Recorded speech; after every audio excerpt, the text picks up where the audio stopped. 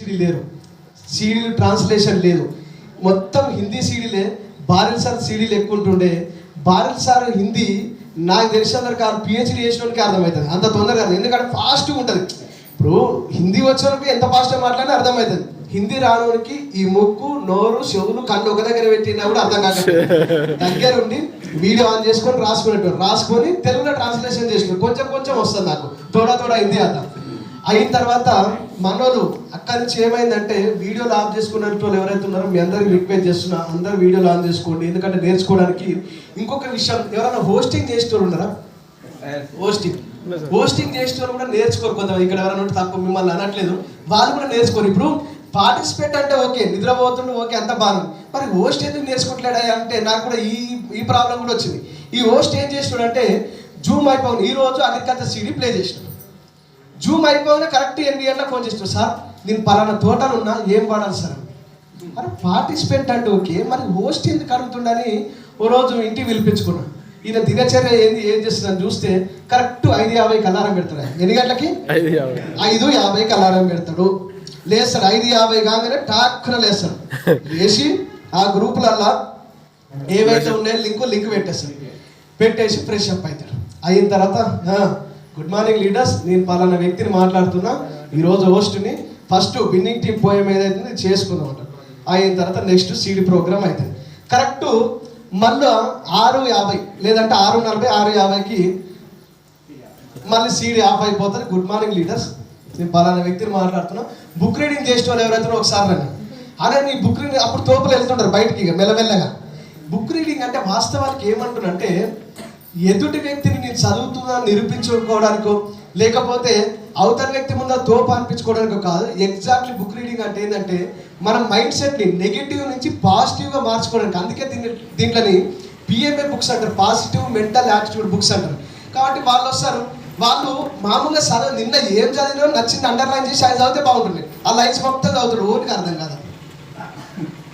అర్థమవుతుందా? ఇప్పుడు మొగదైన సినిమా ఉంది, నేను చూసిన, నాకు బాగా నచ్చింది, మీకు చెప్తా, కానీ నాకు కలిగిన ఫీలింగ్ మీకు కలగదు. ఎందుకంటే దాన్ని విజువలైజేషన్ చేసి నా సీన్ చూసింది అంతనే కదండి. తర్వాత సీడీ గురించి ఒకరిద్దరు మాట్లాడితే థ్యాంక్ యూ లీడర్స్, అమ్మయ్య అయిపోయింది ఆయన, నా జన్మ ధన్యం అయిపోయింది ఈరోజు అనుకుంటారు చాలామంది. మరి ఈ మధ్యలో ఏం చేస్తారు సార్ అంటే ఈ మధ్యలో గురుక పెట్టి మళ్ళీ 6:50కి అలారం పెడతాడు అన్నమాట. ఇక అర్థమైందా మీకు? 6 గంటల నుంచి 6:50కి గ్యాప్ ఉన్నాయి కదా, 50 మళ్ళీ నిద్రపోతారు హోస్ట్. ఈ మధ్యలో నిద్రపోతారు, వినరు సీడీ. ఇది ప్రాబ్లం జరుగుతుంది. మీ అందరికి ఒకటే రిక్వెస్ట్ చేస్తున్నా, జూమ్ మీటింగ్కి వచ్చిన తర్వాత ఎవరు కానీ హోస్ట్ అయినా పార్టిసిపెంట్ అయినా ఇది మీ జీవితాన్ని మార్చుకోవడానికి వస్తుంది కాబట్టి ఖచ్చితంగా ఇది చేయండి. అండ్ బుక్ రీడింగ్ ఏదైతే ఉందో, బుక్ రీడింగ్ మంచి పుస్తకాలు ఉంటాయి.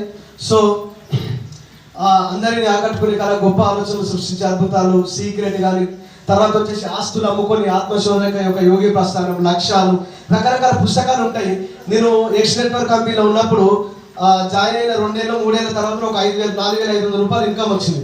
వచ్చిన తర్వాత మా అబ్బాయి పోలీసు క్యావో డైమండ్ క్యాకర్రా అన్నాడు. అంటే ఏం లేదు సార్ ఇంటి దగ్గర ఉన్నా అంటే ఎంత వచ్చింది కమిషన్ అన్నాడు. 4,500. నువ్వు అర్జెంట్ మా ఇంటికి వచ్చింది. అరే అమ్మ సార్ 4,500 దావత్ ఇస్తున్నాడు, నేను పోతే సార్ ఏం చేసాడు, ఇగో ఇంత పుస్తకాలు నిద్ర పైసలు తీసుకురాపా అన్నాడు. ఆ పుస్తకాలు చదవగా డిగ్రీ వదిలేసి ఇలా వస్తుంది. వీరికి వచ్చాక మన పుస్తకాలు చదవడం నేను అనుకున్నా. కానీ నిజం చెప్తున్నా మిత్రులారా, ఒక 4 కోణాల మధ్యన 4గురితో మాట్లాడలేని వ్యక్తి ఈరోజు 4 లక్షల ముందైనా అనర్గళంగా మాట్లాడగలుగుతారంటే పుస్తకాలు. ఈరోజు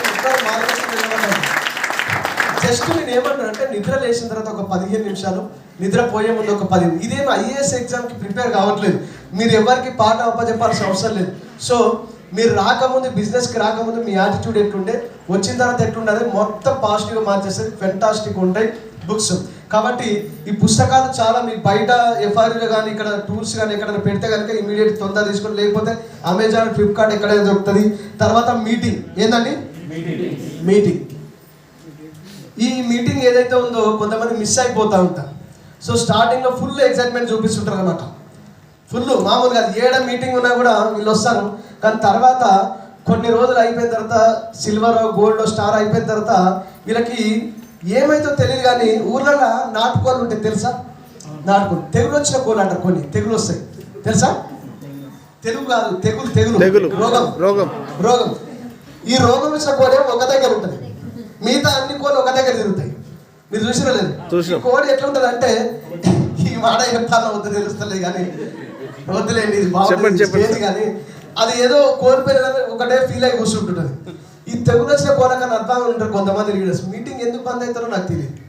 సో ఇప్పుడు చెప్పండి, మీటింగ్ మిస్ అయ్యి సార్ మా బిజినెస్ ఫుల్ పెద్దగా సార్ లక్షల చెక్ వచ్చిన ఒక్కసారి చేయొద్దండి. మీ మీటింగ్ తెలుసా అండి, పిచ్చో లెక్క పరిగెత్తి 8 సంవత్సరాలు పిచ్చో లెక్క ఏడా మీటింగ్ ఉంటాను. నేను ఇంతకుముందు ఉన్న నెట్వర్క్ కంపెనీలో నేను ఉండే చంపాపేటలో నాకు మీటింగ్ జరిగేది తెలిసిన్నారు. అక్కడ పోవడానికి 50 రూపాయలు పెట్రోల్ ఖర్చు, హాల్ దగ్గరికి పోయిన తర్వాత లోపల ఎంట్రీ కావడానికి మళ్ళీ టికెట్ 50 రూపాయలు ఖర్చు, 100 రూపాయలు ఒక వారానికి. నాకు అనిపించేది ఒక్కసారైనా ఈ మీటింగ్ బంద్ అయితే బాగుంది దేవుడా, ఎందుకంటే ఒక వారం బంద్ అయితే 100 రూపాయలు మిగులుతాయి, ఓ 50 రూపాయలు 60 రూపాయలు చికెన్ తెచ్చుకోవడం థమ్స్అప్ పాటు తెచ్చుకొని తింటే బాగుందని ఒక ఫీలింగ్ కలుగుతుండే. కానీ ఒక రోజు విపరీతమైన వర్షం వచ్చిందండి. చూడండి మనిషి కమిట్మెంట్ అంటే విపరీతమైన వర్షం వచ్చింది అని అనుకుంటారేమో, చిన్న చినుకులు రాలుతున్నాయి. ఈ ఒక్క చెప్పి తప్పించుకోవచ్చు అని అబ్బాయికి ఫోన్ చేసినాం. ఒక ఆయన ఉంటారు సార్, నేను శ్రీనివాస్ సార్ ఇద్దరు ఒక దగ్గర నిలబడ్డాం. సార్ ఏమో డైమండ్ ఇంకా రాలేని మీటింగ్ అంటే, సార్ ఫుల్ వర్షం వస్తుంది సార్. ఆయనకు తెలుసు వర్షం వస్తాను, ఆయన కూడా తెలుసు. అబ్బాయి మనకన్నా తోపు మనం అనుకుంటాం కానీ అయిన తర్వాత ఎంత వర్షం వస్తుందంటే మామూలు వర్షం కాదు సార్, వరద వారుతుందంటే ఎంత లోతు వస్తుంది సార్, మోకాలు పెడితే మోకాలు పైనుంచి వస్తుంది సార్. అవునా? నిజమా? నిజమే సార్. అయితే ఒక పని చేయను అలాగే మీ ఇద్దరు షేకాడి నవ్వుకుంటున్నాం అనమాట, ఇంక వద్దులే అంటాడు. అయితే ఒక పని చేయి, అల్ల దుంకురాను అల్ల దుంకురి ఆ వరద ఇక్కడ నుంచి ఈ హార్ ముందే నుంచి వదిలి వలేసి పట్టుకుని ఆ ఒక్క మాటతో 2 చేతులు జేబులో పెట్టుకొని సపరేట్ మీటింగ్. అర్థమైందా? నిజంగా కమిట్మెంట్ అంటే అదే. నేనేమంటానంటే మీటింగ్ ఎట్టి పరిస్థితుల్లో మిస్ కావద్దు. 21 వారాలు కంటిన్యూగా రండి. ఇక్కడ ఎందుకు చెప్తున్నంటే కమిట్మెంట్ లేకపోతే ఏ వ్యక్తి కానీ సక్సెస్ కాలేదు. కాబట్టి ఇట్లాంటి మీటింగ్స్ ఏవైతే 21 వారాలు రండి. అండ్ అకౌంటబిలిటీ మాట ఇస్తే మాట ఉండాలి, తల ఉండాలి. ఇక్కడ ఇప్పుడు 12 గంటల పోస్టర్ వేసినాం, 1 గంటకు వచ్చినారు, 2 గంటలు. కొంతమంది మీటింగ్ అయిపోయిన తర్వాత వచ్చేవాళ్ళు ఉంటారు. ఈ మంత్ బ్రాంచ్ అయితే సార్ నీకేదో క్రౌన్ అవుతాడు, బ్రాంచ్ చేయగలిగే క్రౌన్ ఎట్లా అవుతాడో నాకు తెలియదు. సో ఇవి నేను ఏమంటానంటే ఒక మాట ఇస్తే మాటను ఉండాలి, తలను ఉండాలి. చెప్తున్నా కదా, ఈ బిజినెస్లో సక్సెస్ కావాలంటే అప్పని ఉండాలి, నొప్పని ఉండాలి. ఇక్కడ మాట ఇచ్చినట్టు మాట ఉండాలి, తలను ఉండాలి. కాబట్టి ఏదైనా మాట అయ్యాకంటే మాట ఇస్తే ఏ విషయంలోనైనా ఖచ్చితంగా మాట మీద నిలబడండి. అప్లైతో ఎక్కువ కమ్యూనికేషన్ ఉండండి, పెద్ద బిజినెస్ అవుతుంది. అండ్ ఎల్టీడీ బిజినెస్ ఇది. LTD business means learn, teach, duplicate. ఇక్కడ ఎవరైనా టీచర్ పంతులు ఉంటే కనుక మీరు పిల్లలకు పాఠాలు చెప్పాలన్నా ఫస్ట్ మీరు చదువుకొని ఉండాలి. మీరు చదువుకుంటే పిల్లలకు పాఠాలు చెప్పగలుగుతారు. మీరు చదువుకోకపోతే ఎట్లా చెప్తాం? ఈ బిజినెస్లో కూడా నేను ఏమంటున్నా అంటే ఇక్కడ సక్సెస్ కావాలంటే మనం నేర్చుకోవాలి, టీంకి నేర్పించాలి, ఇది డూప్లికేషన్ చేయాలి. ఈ 10 పనులు ఉన్నాయి కదా, రెగ్యులర్గా చేస్తే 100% సక్సెస్ అవుతారు. ఇంత మించిన సీక్రెట్ అయితే ఏం లేదు. అండ్ లాస్ట్ ఫైనల్గా ఒక చిన్న స్టోరీ చెప్తా. మనం చాలామంది బిజినెస్కి వచ్చిన తర్వాత ఏం చేస్తామంటే తెలుసో తెలియకనో ఈ గాసిప్స్ ఉంటాయి, కొన్ని గాసిప్స్ అంటే అవి ఎట్లా చెప్పాలో అర్థమైతే మనిషి మంచోడా చెడ్డాడా అని చెప్పి పైన మనం అంచనాలు వేస్తుంటాం. సో మీకు ఒక చిన్న స్టోరీ చెప్తా. ఒక నది సముద్రంలో ఒక బోట్లో ఇద్దరు వైఫ్ అండ్ హస్బెండ్ జర్నీ చేస్తూ ఉన్నారు. సో ఈ జర్నీ చేస్తున్నప్పుడు సడన్గా ఆ పడవ మునిగిపోతున్నప్పుడు ఆ పక్కన లైఫ్ బోట్ అని వస్తుంది, లైఫ్ బోట్. సో వాళ్ళు వచ్చిన తర్వాత అక్కడ అందరు ఎక్కినారు. ఈ మునిగిపోతున్న బోట్లో నుంచి లైఫ్ బోట్లోకి మారుతాం. లాస్ట్లో ఈ వైఫ్ అండ్ హస్బెండ్ మిగిలిపోయినారు. కానీ ఒక్కరికే ఛాన్స్. ఒకవేళ మీరైతే ఎవరిని ఎక్కిస్తారు? వైఫ్ అండ్ హస్బెండ్ ఉన్నారు కానీ ఒక్కరికే ఛాన్స్ ఉంది. పక్క పడవలకు సురక్షితమైన పడవలకు చేరుకోవడానికి ఒక్కరికే ఛాన్స్ ఉంది. ఇంకొకరు ఎక్కితే మునిగిపోతుంది ఆ పడవ కూడా. మీరైతే ఏం ఛాన్స్ చేస్తారు? మీ మిస్సెస్ నుంచి ఆ మునిగిపోతున్న పడవలో ఉంచి మీరు పక్క దాంట్లోకి దూకేస్తారా, లేకపోతే మీరు అందులో ఉండి మీ మిస్సెస్ని పంపిస్తారా? ఏం చేస్తారు? మిస్సెస్ని పంపిస్తాం. పంపిస్తారంటే పైకి పక్క దాంట్లోకి, సురక్షితమైన పడవకి. అంటే మనం అందులో ఉండి సురక్షిత పడవకి ఆమెను ఎక్కిస్తాం, అంతే కదా. కానీ అతను విరుద్ధంగా చేసినాడు. దీనికి ఏం చేసిందంటే ఆ మునిగిపోతున్న బోట్లో భార్యను ఉంచేసి ఈ సురక్షితమైన బోట్లకి భర్త వచ్చేసింది. ఈ వస్తున్నప్పుడు భార్య ఒకటే అరుస్తూ ఉంది కానీ ఈయనకి వినపడట్లేదు. ఇది చాలా అరుస్తుంది, ఏమో చెప్తుంది కానీ ఈయనకి వినపడట్లేదు. సో ఇది స్టోరీ. ఈ స్టోరీని ఇదే క్లాస్లో కూర్చున్న పిల్లలకు టీచరు లెసన్ చెప్తుంది. ఏమంటుందంటే క్వశ్చన్, ఆ భార్య బాగా అరుస్తూ ఉన్నది కదా, ఏం చెప్పి ఉండొచ్చు తన భర్త కానీ క్లాస్లో ఉన్న పిల్లలందరిని అడుగుతా ఉన్నారు. అడుగుతుంటే అప్పుడు చాలామంది రకరకాల రీజన్ చెప్పినారు. కానీ ఒక పిల్లోడు మాత్రం దిగాలుగా కూర్చోడు పక్కన. నువ్వు చెప్పు బేట ఏం చెప్పి ఉంటుంది అన్నారగా. ఆ భార్య భర్తతో ఏం మాట్లాడి ఉండొచ్చు అంటే, ఏమండి మన బాబు జాగ్రత్త, మన పిల్లల జాగ్రత్త అని చెప్పి ఉండొచ్చు. ఆ పిల్లోడు ఎప్పుడైతే ఆన్సర్ చెప్పినాడో ఆ టీచర్ కళ్ళ పొంటి నీళ్ళు కారుతా ఉంటాయి, కట్లో నీళ్ళు రాలుతాం.